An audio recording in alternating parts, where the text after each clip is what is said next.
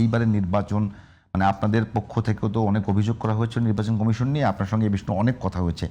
মানে আপনি কি মনে করছেন যে এবারের নির্বাচনে সবচেয়ে গুরুত্বপূর্ণ ভূমিকা পালন করবে কোন দিকটা, এবং যেটা নিয়ে আপনারা এগোচ্ছেন?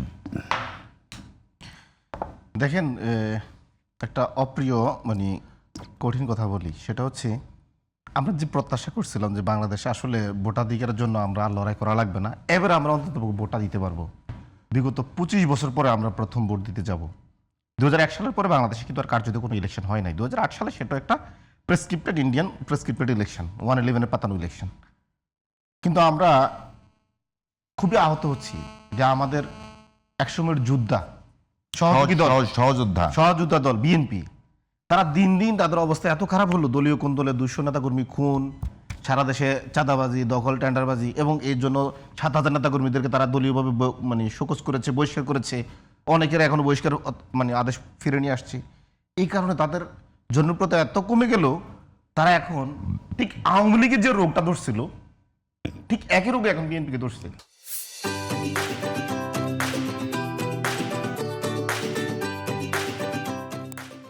আওয়ামী লীগ যখন তার দল ছোট হয়ে গেছে, সংগঠনটা একটা কঙ্কালে পরিণত হয়েছে, তখন কিন্তু সে দেখবেন যে প্রশাসনের উপরে, এস্টাবলিশমেন্টের উপরে ভর করা শুরু করছে। সে আর মানে স্বাভাবিকভাবে এই অভিযোগ সবচেয়ে বেশি জামাত এবং এনসিপি। এখন দেখেন বিএনপি, শিশির এনসিপি এবং জামাতের বিরুদ্ধে আমি শেষ করি। দেখেন বিএনপি আজকে এস্টাবলিশমেন্টের সাথে আঘাত করে এই হ্যাক করছে, ওই হ্যাক করছে, অমুক সাইট বন্ধ করে দিচ্ছে। বিএনপির কথায় এস্টাবলিশমেন্ট মানে কথা শুনছে।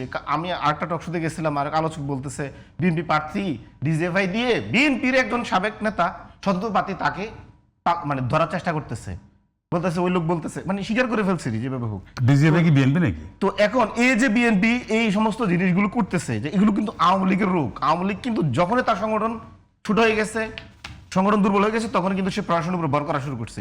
আর যখনই প্রশাসনের উপর ভর করে, তখন কিন্তু এটা রাজনীতি থাকে না, এবং এটা তখন ওই রাজনীতিটা প্রশাসন করে, রাজনীতি নেতারা করতে পারে না ওই প্রশাসন এই কাজটা। আরেকটা রোগ ধরছে যে বিএনপি তার যখন দুর্বলতা দিন দিন সে আর কাটিয়ে উঠতে পারতেছে না, তখন সে ইন্ডিয়ার সাথে আঘাত শুরু করে দিচ্ছে। এখন আওয়ামী লীগের সাথে আঘাত করে, মানে এগুলো বাস্তবতা আছে না, বাস্তবতা আছে নাকি একটা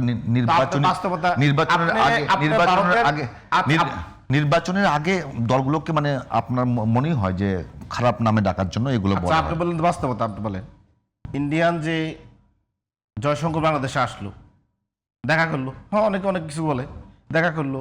আপনি শুধু ইন্ডিয়ান যে রাজনীতিবিদদের কথাবার্তা শোনেন, ওদের নিরাপত্তা উপদেষ্টার কথা শোনেন, এবং বিএনপি নেতাদের কথা শোনেন, কোনো মানে তফাৎ আছে? ইন্ডিয়ান সুর, বিএনপি সুর, একই সুর। আপনি যদি দেখেন আওয়ামী লীগের সুর, ইন্ডিয়ান সুর একই সুর। এই যে একটা নেক্সাস, আমি আপনাকে বলি শুনেন, এখন বিএনপি, আওয়ামী লীগের পুরাতন এস্টাবলিশমেন্ট এবং ইন্ডিয়া টোটালি একটা বল হয়ে গেছে। এটা অভিযোগ, আমি একটু বোঝার জন্য বলতেছি। আপনি বলতে পারেন, আপনি অভিযোগ দাবি করতে পারেন, আপনার সঙ্গে আমি ডিবেট করছি না। মানে ভারতে কোনো ধর্মভিত্তিক দল বা ধর্মভিত্তিক জোট ক্ষমতায় আসবে, সেটা কি আপনি চান? আপনি ভারতের ধর্মভিত্তিক দল ক্ষমতায় আসলে আপনার সমস্যা কি? যদি আপনি এমনি চান কিনা? আমার কথা হচ্ছে ভারতের জনগণ যদি তার ধর্মভিত্তিক দলকে ক্ষমতা নিয়ে আসে, সেগুলো দলকে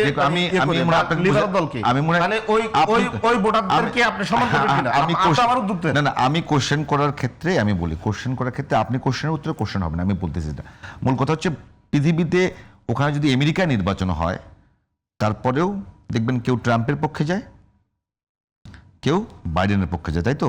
কেউ একজন যায়, তার কিন্তু কোনো স্বার্থ নাই, কিছু নেই। প্রশ্ন হলো কোনো প্রতিবেশী দেশ যদি মনে করে যে এখানে এই ধরনের এই ক্যাটাগরি রাজনৈতিক দল ক্ষমতা আসলে আমরা একটু কমফোর্ট বোধ করব না, তো সেই ক্ষেত্রে সেই বলাটা। আর যদি খালেদা জিয়ার জানাজার সময় তারা ওই উদ্দেশ্যে এখানে আসে, এখানে এসে কি তারা কোনো পলিটিক্যাল প্রোগ্রাম করবে বা রাষ্ট্রের সঙ্গে কোনো সমাবেশে কোনো মিটিংয়ে যাবে, এটা আপনি আশা করছিলেন? আর এটাতে প্রমাণ করা যায় যে বিএনপি ওদিকে ঝুঁকে গেছে।